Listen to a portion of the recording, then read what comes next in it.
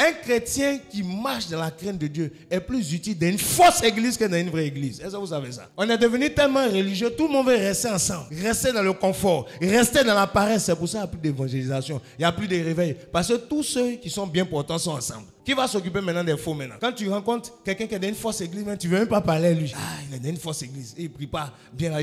Il prend les offrandes là-bas. Voilà. Il y a le pasteur corrompu. Tu es plus religieux même, bizarre toi-même aux yeux de Dieu. Sortons de cette mentalité qui retarde l'église.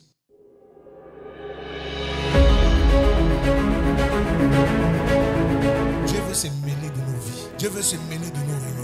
Il veut se mêler de notre quotidien. Parce que en tant qu'église de Dieu, Dieu est cohabitant avec nous. Il n'est pas loin de nous, il est avec nous déjà. Il veut s'impliquer. La mission, la véritable mission, ce n'est pas de rester dans une bonne église. La volonté de Dieu, ce n'est pas que tu sois dans une bonne église où il n'y a pas de mauvaises doctrines. Ce n'est pas ça le plan de Dieu. Est-ce que quelqu'un dit amen? La volonté de Dieu, ce n'est pas que tu restes dans un endroit où tous les frères sont bien. C'est pas ça le point. La volonté de Dieu, c'est que tu sois là où il veut que tu sois pour faire ce qu'il attend de toi. Ça peut être dans un faux coin, mais c'est là-bas que tu es plus utile. C'est là-bas que le Christ qui est en toi, les choses de Dieu qui sont en toi, sont une bénédiction pour les autres. Tu peux être dans une vraie église où tout le monde est parfait et puis tu es très inutile là-bas. Vous savez ça? Vous voyez que ça change tout, non? Quand Jésus est venu, il n'est pas parti rester avec les pharisiens et les sacrificateurs qui, eux, portaient des vêtements sanctifiés. Chaque jour, ils jeûnaient au temple. C'est pas avec eux qu'il est parti. Il est parti avec les mauvais gens, les pécheurs là. C'est là-bas il est parti. Chez les publicains, les gens bizarres, les prostituées.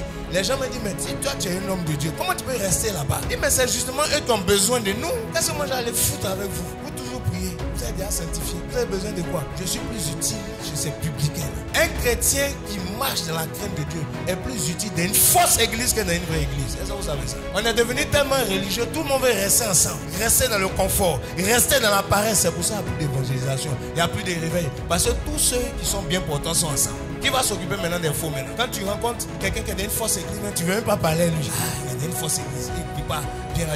Il prend les offrandes là-bas. Voilà. Il y a le pasteur corrompu. Tu es plus religieux même, bizarre toi-même aux yeux de Dieu. Sortons de cette mentalité qui retarde l'église. La Bible dit que ceux qui en avaient de trop partageaient avec ceux qui n'en avaient pas assez. C'est valable à tous les niveaux. Ça parle de l'argent, ça parle aussi de ta spiritualité, ça parle aussi de la crainte de Dieu, de ton témoignage, de ton niveau de révélation. Si toi tu en as de trop, partage avec ceux qui n'en ont pas. Si tu es trop sanctifié, partage avec ceux qui ne se sanctifient pas. Si tu as trop de doctrines, va vers ceux qui n'en ont pas assez. Il faut partager, qu'il n'y ait plus d'indigents dans les églises. À tous égards. C'est ce que Jésus est venu faire. Lui qui était riche, il s'est dépouillé de sa richesse afin de nous enrichir. Toi tu as une richesse de doctrine, mais va partager avec ceux qui n'en ont pas. Mais on reste en nous. Quand tu as fini, Jésus va dire, tu as été un méchant serviteur. Tu n'as pas fait ma volonté. Tu as dit, mais j'ai gardé mon talent. Il dit, mais c'est moi j'ai aimé de garder ton talent. Il fallait le multiplier, il fallait l'investir, il fallait aller dans les mauvaises églises aussi.